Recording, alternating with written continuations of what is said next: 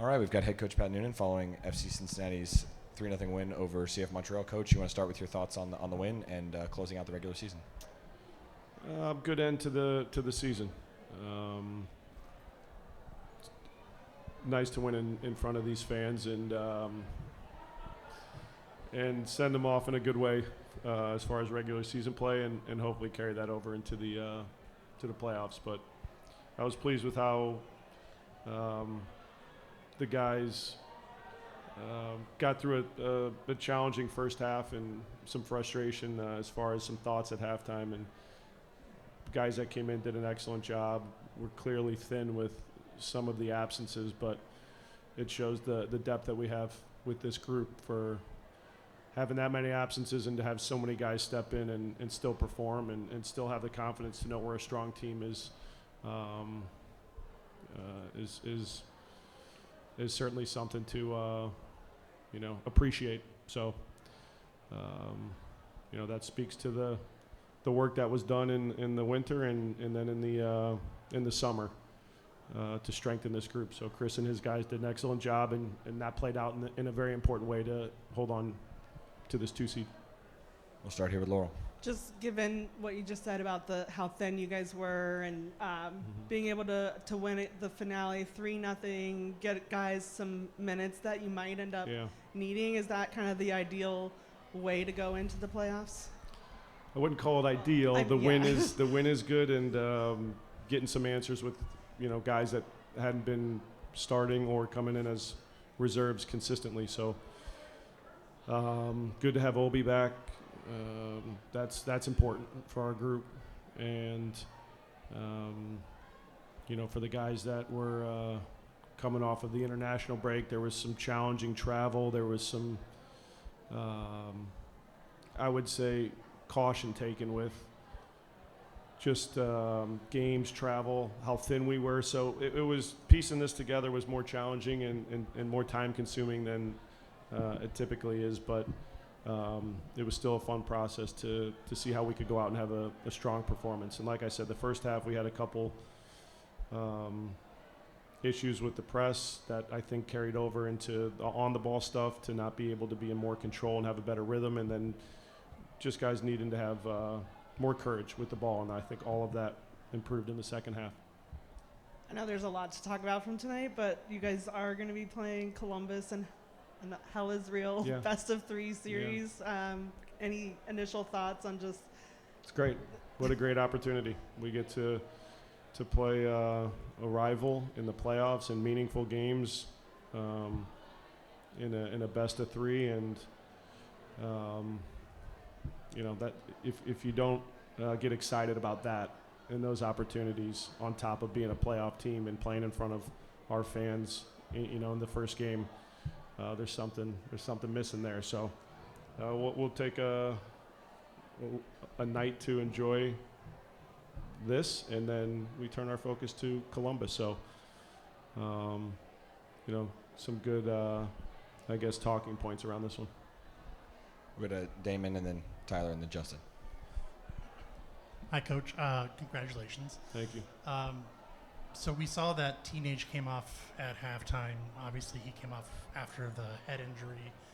He played for about 30 minutes after that head injury. Was there something you guys saw in the locker room that made you want to bring him off? He cleared the concussion protocol, so it was a combination of just I think the physical toll the first half and the play as well. It just looked like he was affected by a few of the knocks, but he cleared the concussion test. So it was more let's get Gilberto out there and make sure that at this stage with so many bodies missing that we can eliminate risk, and it's also trusting Gilberto to come in and do a good job, and I thought he was excellent. And this is Roman's first game back in a while. Yep. Obviously, there's been a lot made about how Evan played in his absence. Right. How was the decision made to start Roman over Evan in this game? Look at the body of work leading up to it, how he went up, out as far as being away with the national team and picking up the injury. then looking at Evan's performances, which were very strong. So I just think the time that now Roman had to work his way back, and how we got to this point, I think a lot of it had to do with his strong performances. So I don't think it was worthy of losing that spot. But Evan certainly made the conversation difficult because he's been excellent, and that's the growth and the maturity that we've seen of him and the performances in training and now in games that we've seen from him over the course of the year. So it's a good problem to have, but it wasn't an easy conversation because you're telling one player that has stepped in and done a good job that you were going in another direction. And so Evan handled that professionally and supported Roman the right way. And, we move forward with good options, as always. We'll go to Tyler and then Justin. Coach, another just strong game of Evander doing what he does, signing off the regular season. Simply put, just what is an MVP to you, and what do you make of his case for it this year? What does he do? Well, he does what we saw over the course of this season in all competitions, how he's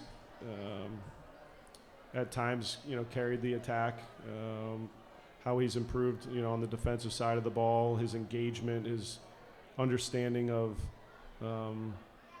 certain moments and being able to be a difference maker. So we push him, we challenge him, and he's always open to those conversations. And we'll continue to push him because he's a special player, and you see it on display tonight with the goal. Some of his passes that maybe didn't come off, but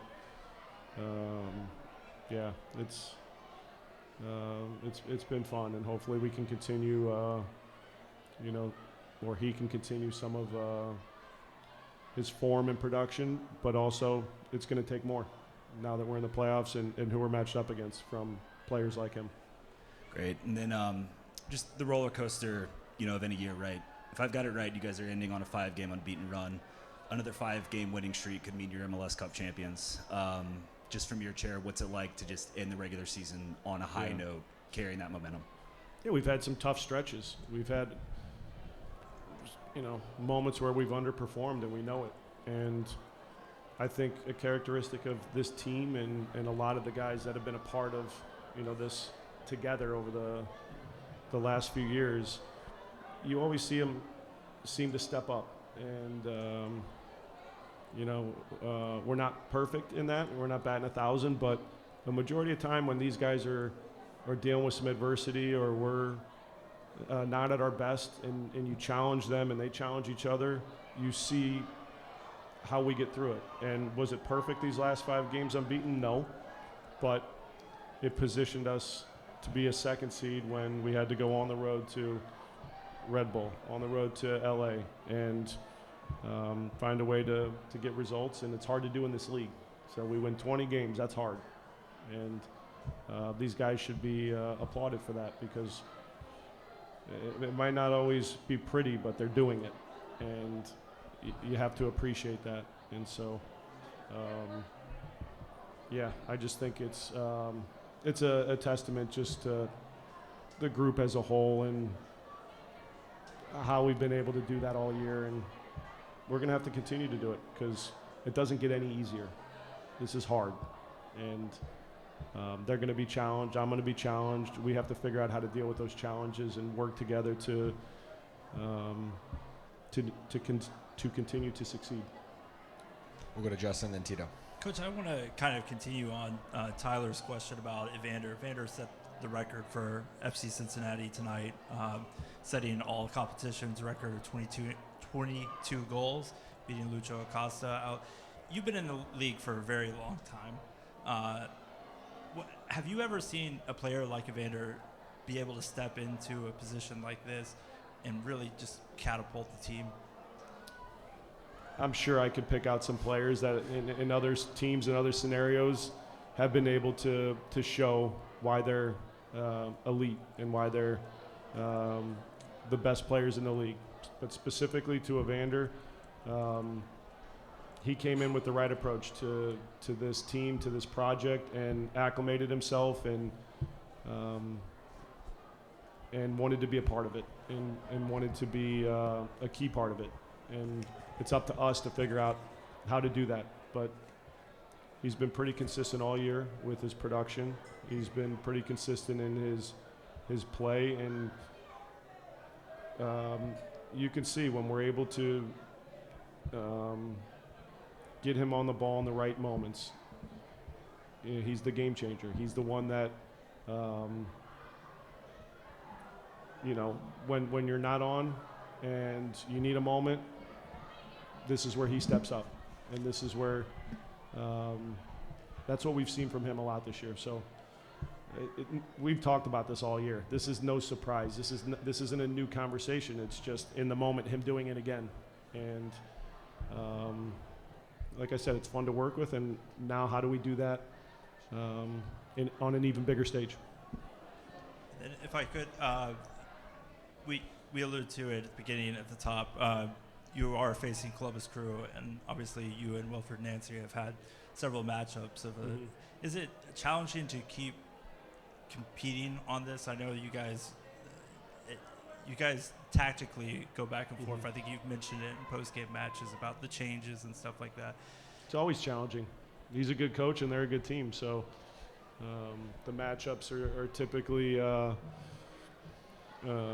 challenge because of the threats that they pose, and I also think we have challenges to present them, but you also have to sometimes put that stuff aside and see how guys compete and how you manage the different emotions that come out in games like this when the stakes are higher. So like I said at the beginning, it's fun to have this challenge in front of us. I'm sure they're feeling the same way, and hopefully we can perform, entertain, and advance. We'll go to Tito. Antonio will wrap up with Laurel. Hi, Coach. Congratulations. This is Goal Cincinnati, a Spanish media. ¿Usted hubiera preferido un rival que no sea Columbus para los playoffs? ¿Y dónde podría trabajar más el equipo de Cincinnati? En los últimos partidos a veces se ha perdido el marcador. ¿Dónde hay que trabajar? ¿Mentalmente, físicamente, anímicamente? ¿Dónde habría que trabajar mucho más para sacar un buen resultado? The question was, would you have preferred an opponent other than Columbus for your first-round playoff match? No preference. You play the game with what's in front of you, and now Columbus is in front of us. So trying to choose who you play with so many moving parts tonight, that's the wrong approach. Like I said, it's a good challenge, and no matter who we faced in the first round, it was going to be difficult or will be difficult. So this is our challenge. And how do you feel like the team can improve physically, mentally for the stretch run the last games of the season? Yeah, good question. We need to get healthy. We have a couple of guys that I think will be available for that game that weren't, a couple of guys that probably still aren't there, but the goal is to manage this week in a really smart way so that we're as healthy as possible and as fit as possible going into the first game. So I would like to think that the guys will be up for this challenge and understand how to prepare themselves the right way to maximize their individual ability in performing, and then how that looks for the group. Thank you. Last two, one from Antonio and then one from Laurel. Coach, great way to close the season. Congratulations. Are there any specifics you want to work on ahead of the playoffs? Well, we'll start looking at that, tomorrow as far as the opponent, or in a couple days. For ourselves, it's, I think, the on-the-ball decisions and how we can continue to simplify the game but be efficient. I thought there were some really good moments, especially in the second half, but in the first half where we find ourselves in trouble is getting the little plays wrong and the little details wrong. So you have to get those things right in the playoffs. So that's something that we'll discuss, and then now knowing our next opponent, we'll start to look at some of the things that we can anticipate seeing in our preparation, and early on focus a lot on some of the ideas that we have to attack, to defend, to prepare. Thank you. We talked a lot about Nick and his injuries that he's overcome this year. It was his first goal since 2023 tonight. So is there something special about seeing him rewarded in that way tonight? Scoring goals is it's always good to see that with guys that typically don't. And like you said, it's been a while for Nick. I think he's had some moments where he could have finished off some plays, primarily on set pieces, but he scored an important one for us tonight when we weren't really at our best to give us some momentum. But, you could also see just what it means, with the connection with the fan base and his teammates. And always in those moments when you see a reaction or you hear the reaction, it tells you everything about the individual.